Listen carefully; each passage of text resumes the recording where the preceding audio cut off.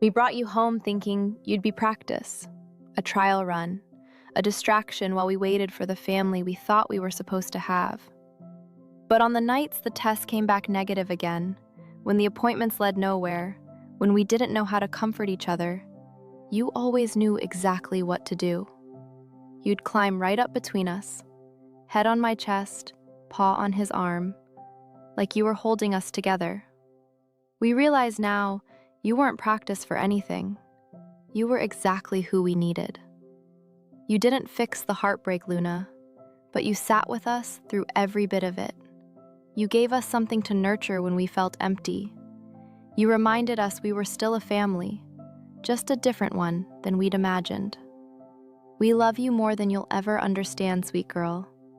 Thank you for choosing us, for staying, for being ours.